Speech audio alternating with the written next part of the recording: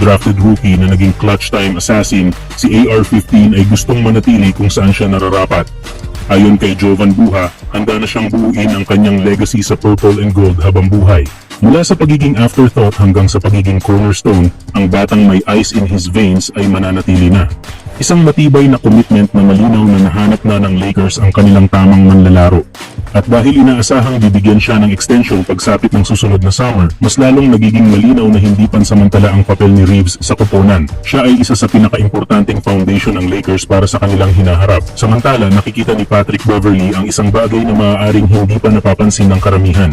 Habang maraming nagsasabi na tapos na ang prime ni Marcus Smart dahil sa mga injury na sumira sa huling 2 season niya, naniniwala si Pat Bev na kayang bumangon muli ng dating Defensive Player of the Year ngayong nasa Los Angeles Lakers na siya. Sa totoo lang, hindi naman bumagal ang laro ni Smart dahil sa kakulangan ng talent kundi dahil sa serya ng injuries na humadlang sa kanyang consistency. Kung hindi lang siya natamaan ng mga ito, maaalala ng lahat kung gaano siya kahalaga. Isang matatag na playmaker, hustler sa depensa at clutch shot maker kapag kinakailangan. Sa Washington, kahit panandalian lang, nakita na niyang muling nabubuhay ang kumpiyansa at shooting rhythm niya bago tuluyang mapunta sa Lakers.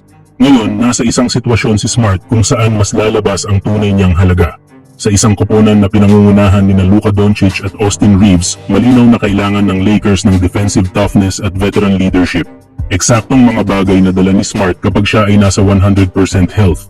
Kapag ganito siya kagaling, hindi lang siya simpleng role player kundi pwedeng maging X-factor na magbabago sa takbo ng laro. Kaya masasabi na maswerte ang Lakers sa pagkakataong ito. Dahil kung tuluyang makabalik si Marcus Smart sa kanyang healthiest form, patutunayan niya na hindi siya dapat malimutan at maaari pang maging isa sa pinakamahalagang piraso para sa championship aspirations ng Los Angeles. Samantala, maganda ang inaasahang magiging rotation ng Los Angeles Lakers ngayong season. Ayon sa ulat ng Lakers Daily, ang expected starting five ay bubuin ni Rui Hachimura, Austin Reeves, Luka Doncic, LeBron James at DeAndre Ayton. Isang kombinasyon na nagdadala ng tamang timpla ng shooting, playmaking at inside presence. Sa lineup na ito, inaasahan na magiging mas mabilis at mas fluid ang opensa ng Lakers lalo na sa pick and roll at spacing na pabor sa playmaking brilliance ni Luka at versatility ni LeBron. Samantala, hindi rin papahuli ang second unit ng Lakers.